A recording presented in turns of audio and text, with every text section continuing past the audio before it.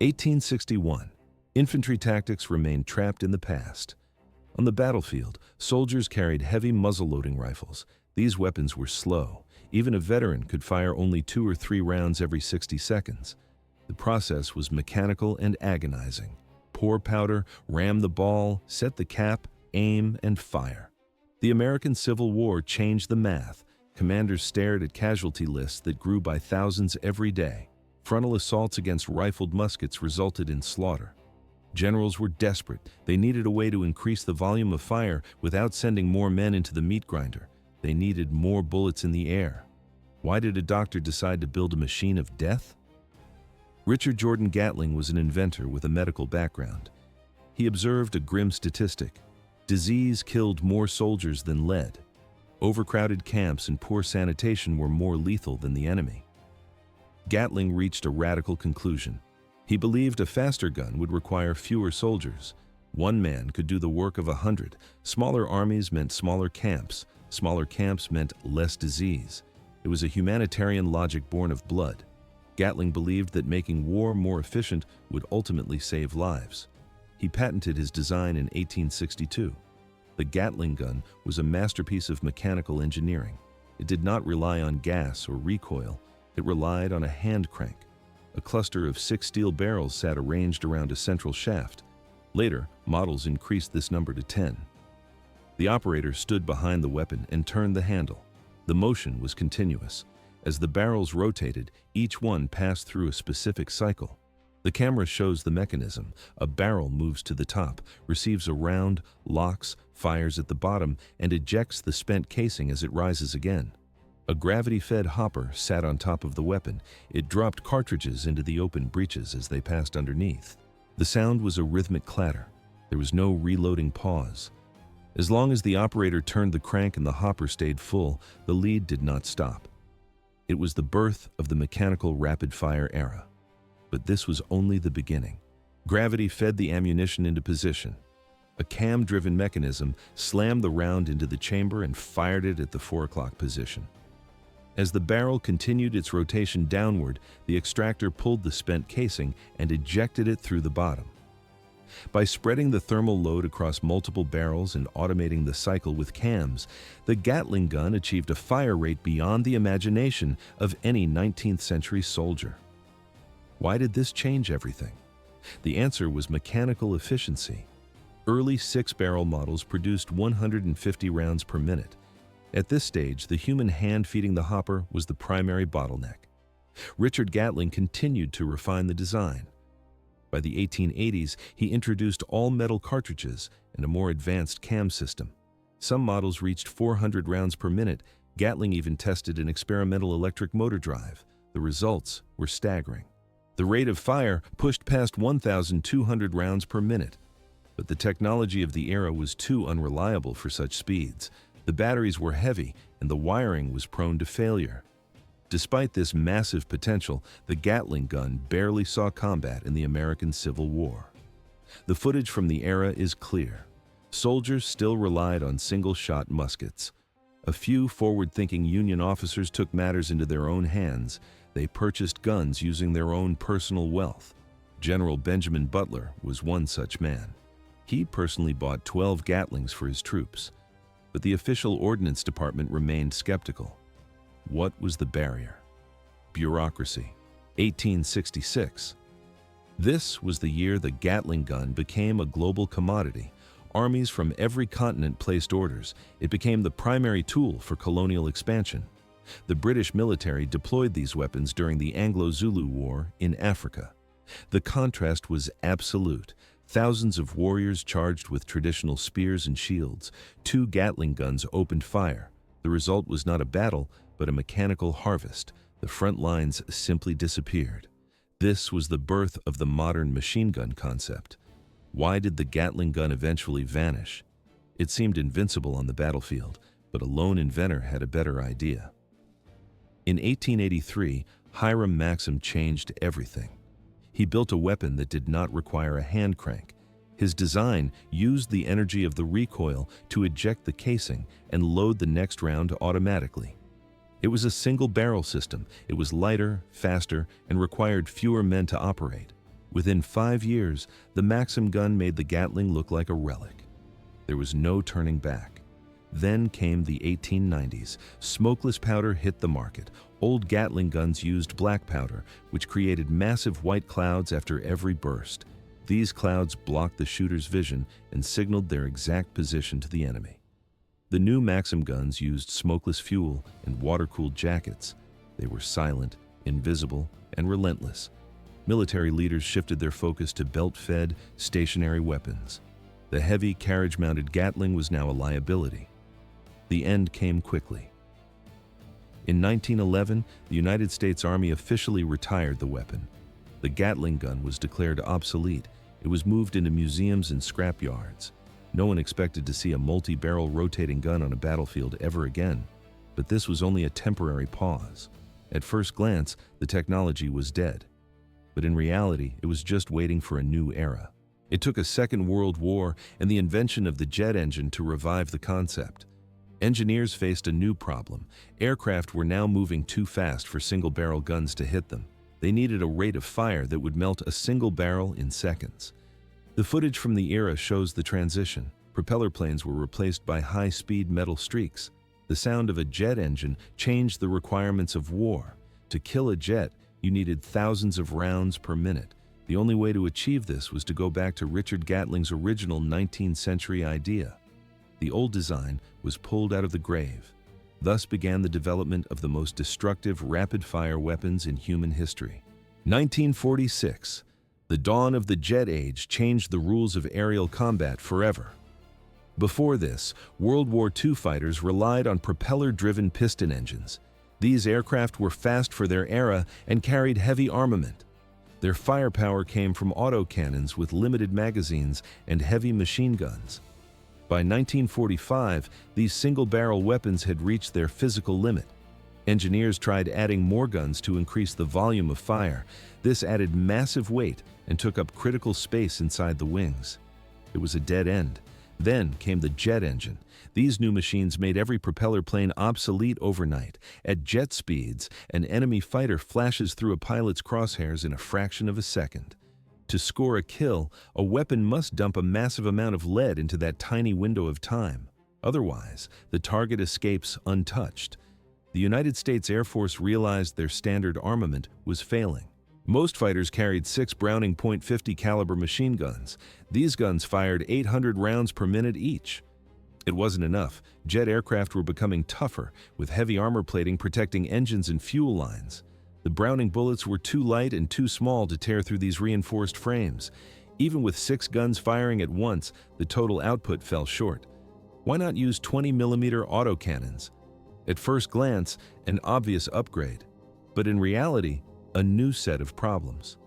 These cannons used low-capacity magazines that ran empty in seconds. They jammed constantly under high G-forces. Most importantly, their rate of fire remained too low for high-speed intercepts. Engineers hit a hard wall. A single barrel could only fire so fast before overheating or seizing. They couldn't fit more guns into the airframes. The math simply did not work. But then, a solution emerged from the past. Designers looked back to the era of muskets and black powder. They decided to revive a 19th century relic. Project Vulcan launched in 1946. The Air Force and Army Ordnance teamed up to reinvent Richard Gatling's original design. The concept, multiple barrels rotating around a central axis, they stripped away the old brass and wood. They used modern alloys and precision machining to handle the friction. Finally, they replaced the manual hand crank with an external power source.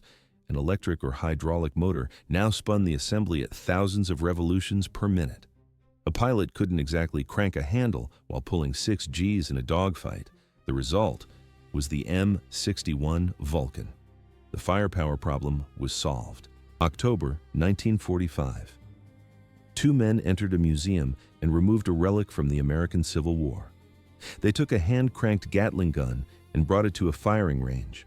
Engineers Melvin Johnson and Colonel Doc Howe had a theory. They removed the manual crank and bolted an electric motor to the antique weapon. The result was immediate. The 60-year-old gun, built for black powder and lead balls, began to scream. It fired at a rate of 5,000 rounds per minute. Massive clouds of white smoke filled the air. The gun did not jam. It did not break. The test was a success. Why did an antique work better than modern machine guns? The answer was external power. Conventional guns rely on gas pressure or recoil to cycle the next round. This creates physical limits. The Gatling did not wait for physics. An electric motor forced the mechanical system to feed, fire, and extract. It functioned like 6 bolt-action rifles rotating around an axle. Each barrel took a turn. This spread the heat and the friction across 6 different tubes. 1 barrel would melt at these speeds. 6 barrels stayed cool. By 1949, the military gave the project to General Electric. They moved away from museum pieces and began building modern prototypes. They faced one major hurdle: the feed system. Standard belts could not move fast enough to keep up with the motor.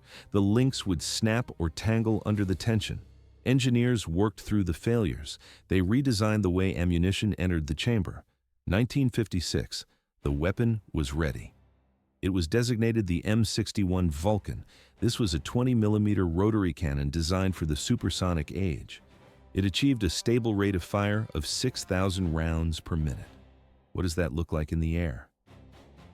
The camera shows a blur. Every single second, 100 explosive shells leave the barrels. For a pilot, this changed everything. In a high-speed dogfight, the window to fire is a fraction of a second. The Vulcan solved this.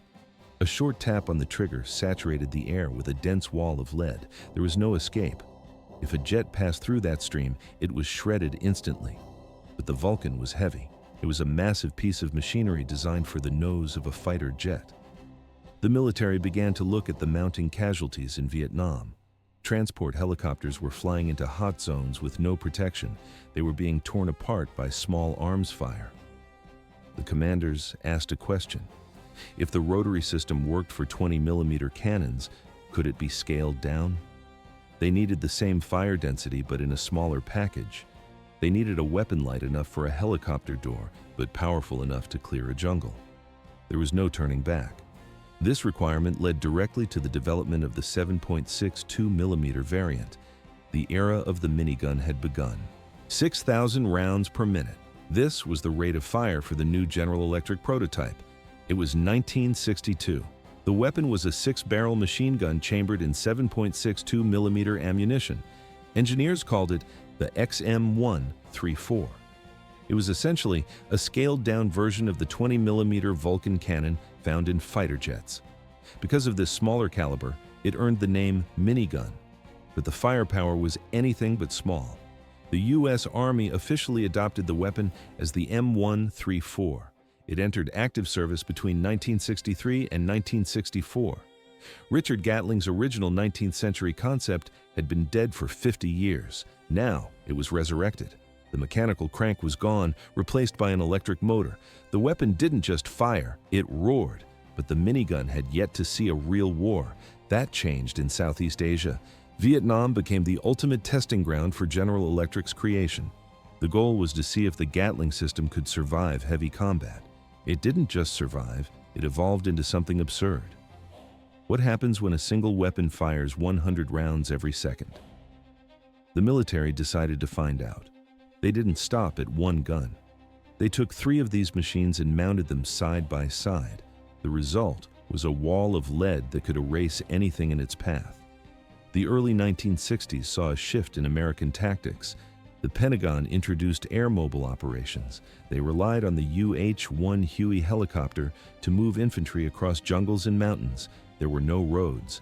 The terrain was a nightmare for tanks and trucks. The Huey was the solution. At first, commanders made a fatal mistake. They believed speed and agility were enough to protect the crews. Many early helicopters carried no weapons at all. Some had a single light machine gun in the door. They assumed the enemy couldn't hit a fast-moving target. The reality was different. Ground fire was constant and accurate. Moving fast didn't stop bullets from piercing the thin aluminum skin of the Hueys. The statistics tell the story. Out of 12,000 helicopters deployed during the Vietnam War, 5,086 were destroyed. Roughly half the fleet was lost. The helicopters were vulnerable. They needed more than speed. They needed a way to suppress the jungle before they landed. This paved the way for the minigun's arrival on the battlefield.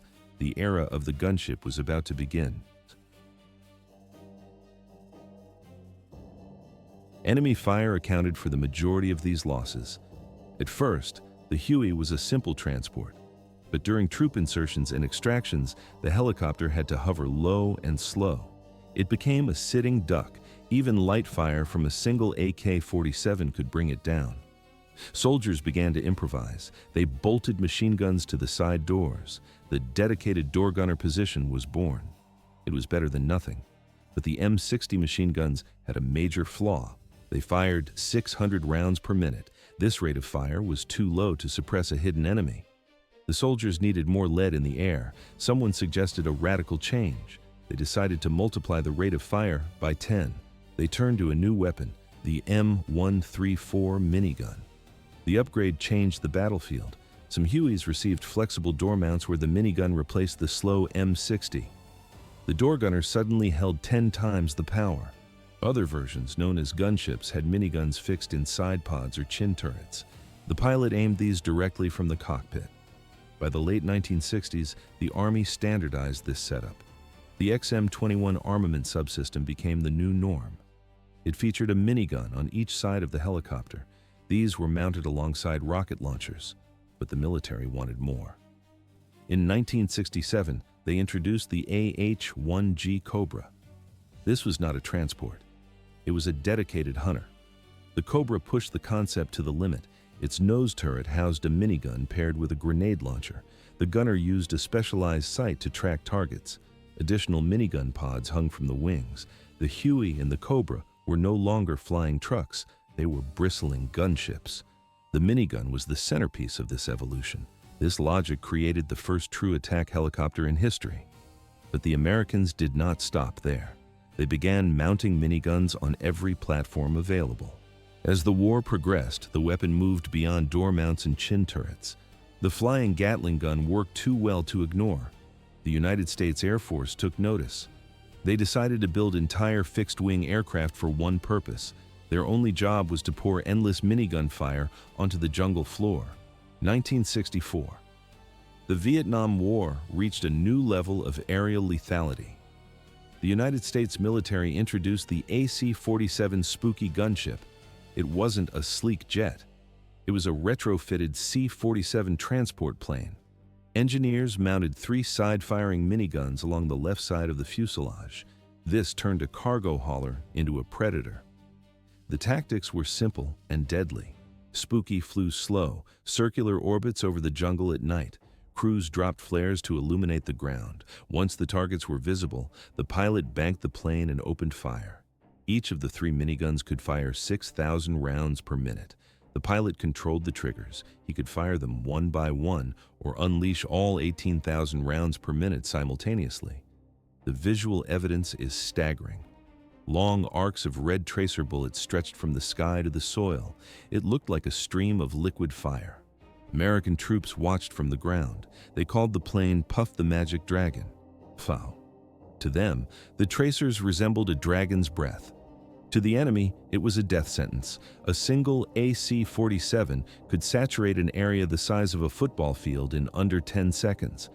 There were no gaps in the fire. No one in that zone was safe. The gunship did not just hit targets, it plowed the jungle flat. The sheer volume of lead cleared every tree and every bush in its path. Viet Cong battalions often broke under this pressure.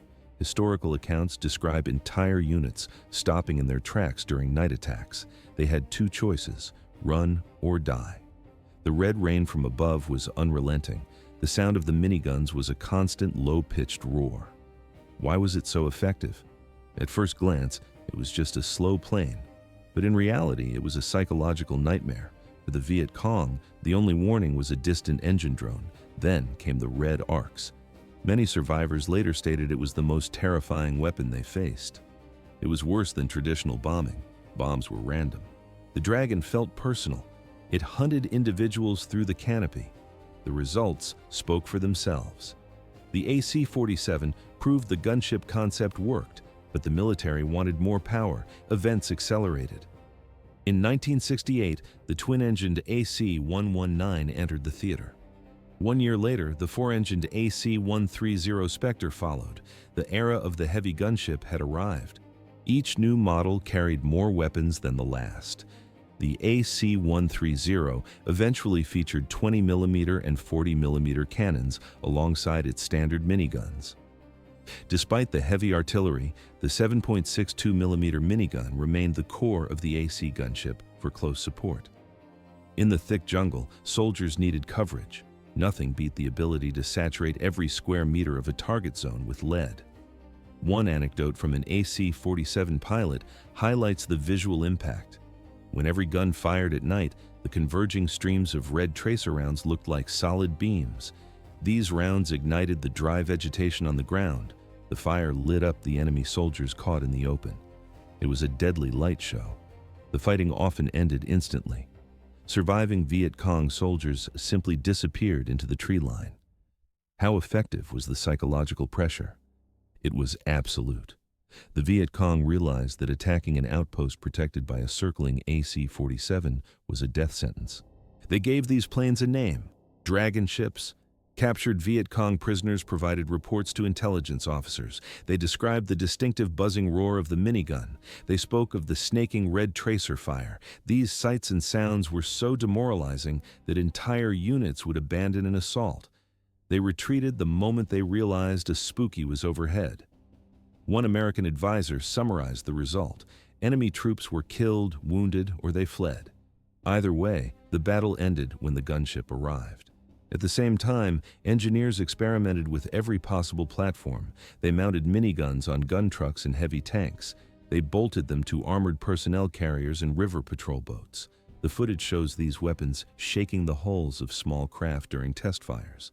The minigun was no longer just a helicopter tool. It was becoming a universal weapon of war. The gunships remained the most impressive platforms in the arsenal.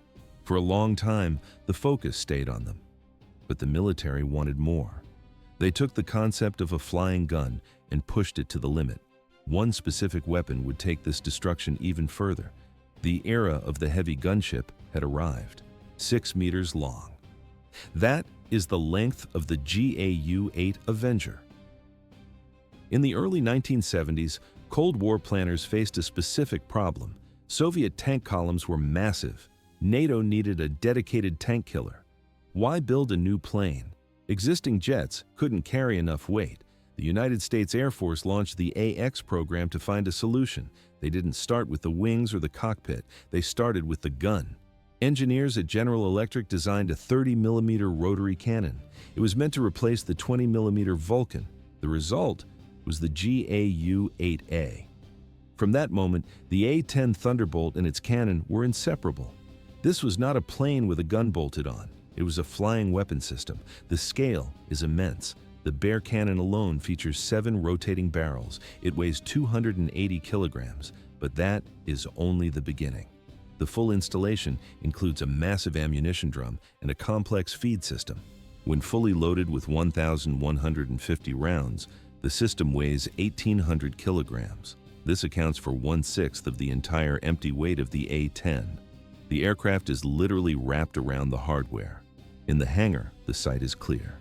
The nose gear is pushed to the right side of the fuselage. This creates space for the drum. The cannon itself is offset to the left. However, the firing barrel sits on the exact center line of the aircraft. Why this specific alignment? The recoil is the reason. Firing the GAU-8 generates 5 tons of force. By placing the firing barrel in the center, the recoil pushes straight back along the axis. This prevents the nose from jerking to the side during a burst. The weight distribution is critical. If technicians remove the gun system while the A-10 is on the ground, the plane becomes unstable. The nose lightens so much that the tail will strike the floor. Ground crews must support the rear of the aircraft with a stand before the gun is pulled. Hydraulic motors drive the rotation. The barrels spin at high speeds to maintain a rate of 3,900 rounds per minute. Each shell is the size of a milk bottle. The sound is a low, continuous roar. At first glance, a typical attack jet, but in reality, a motorized carriage for a massive cannon. The footage shows the barrel spinning. The vibration shakes the entire airframe. Every component is built to survive the heat and the shock. This was the Cold War solution for armored warfare. The design was final. The A-10 became a legend. 7 rotating barrels, 30 by 173 mm ammunition. This is the GAU-8 Avenger. It is not an auxiliary weapon. It is a hydraulic-driven monster designed for one purpose: destruction. The firing rate is 3,900 rounds per minute. It does not start at full speed. It takes a fraction of a second for the barrels to spin. The first pull of the trigger sends 50 rounds into the air in under 1 second. Then the system stabilizes. It settles into a rhythm of 60 to 70 shells every single second. These are not rifle bullets. Each shell is the size of a small glass bottle. The weight is substantial. The impact is terminal. The system is optimized for a 1,200-meter slant range.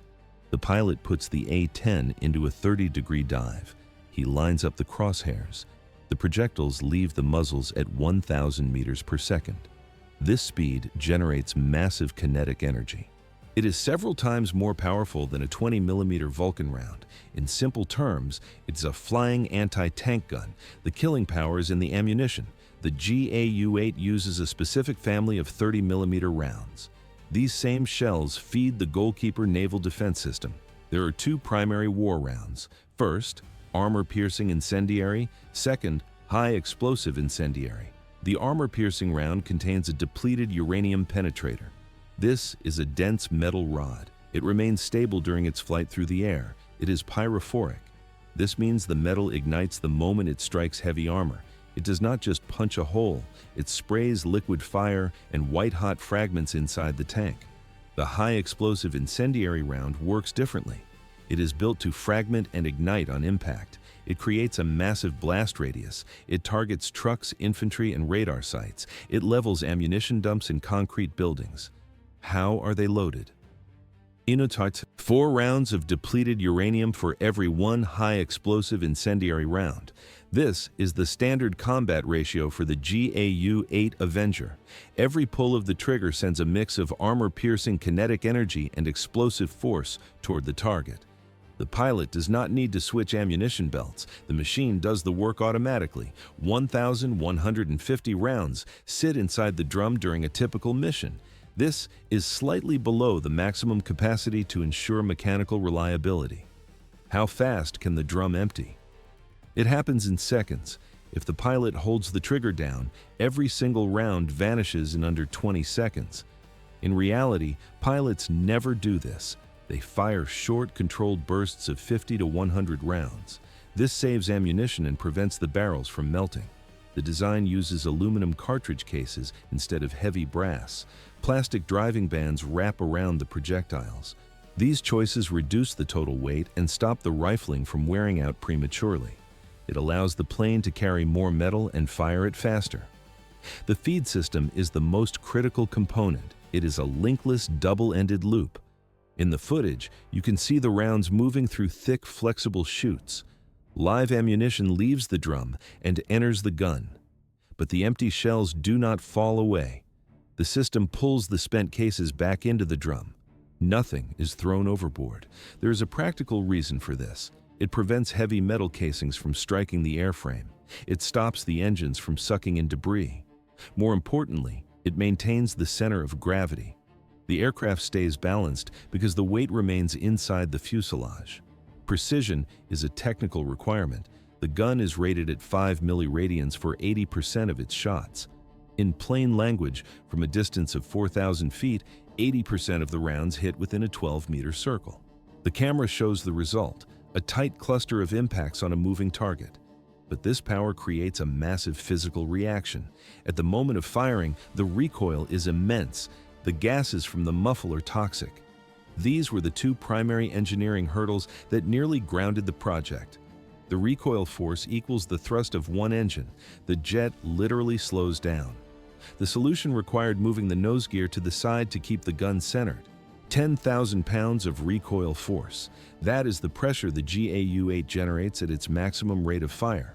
This force is roughly equal to the total thrust produced by one of the A-10's GETF-34 engines. It is a massive physical blow to the airframe. Does the plane stop mid-air? It is a common myth. In reality, the jet stays in flight. The gun is mounted on the centerline, positioned just below the center of gravity. This placement ensures the recoil pushes the aircraft straight back rather than twisting the nose upward or sideways. The pilot feels the impact. The airframe vibrates violently. The airspeed drops by a few knots, but the combined thrust of both engines still exceeds the recoil force of the gun. The A-10 keeps flying. But there was a deadlier problem during testing: smoke. The GAU-8 releases a massive cloud of hot, oxygen-deficient gas. At specific angles of attack, the engines sucked this gas directly into the intakes. The results were immediate. Oxygen starvation caused the engines to surge and stall. In the cockpit, pilots saw warning lights flash as the turbines died.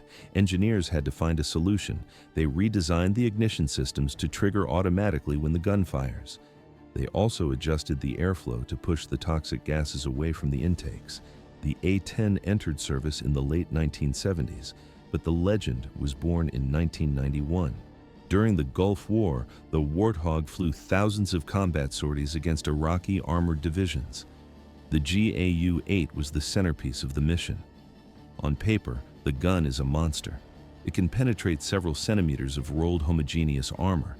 At standard engagement ranges, it easily pierces the flanks and rear plating of Soviet-built tanks. But combat is not a firing range. Post-war analysis revealed a different reality. Test firings showed that only a small fraction of rounds hit a tank-sized target during high-speed maneuvers. There was no mistake in the data. Dispersion, aircraft motion, and incoming enemy fire made precision difficult. The targets were small and the pilots were under pressure. However, the hits that did land were devastating. The GAU-8 fires depleted uranium penetrators. When these rounds struck the side or rear armor of a T-62, the result was total destruction. The gun remained the ultimate psychological weapon. 4,000 rounds per minute. The GAU-8 Avenger was a massive rotary cannon designed for one purpose: destroying Soviet tanks. On the battlefield, it worked. The 30mm shells tore through engines, fuel tanks, and external equipment. Light vehicles suffered catastrophic kills, but against the thickest frontal armor of late Cold War main battle tanks, the gun hit its limit. Unless the attack angle was perfect and the range was short, the performance was marginal. The gun forced the pilot into a kill zone. To achieve the necessary accuracy and penetration, the A-10 had to dive.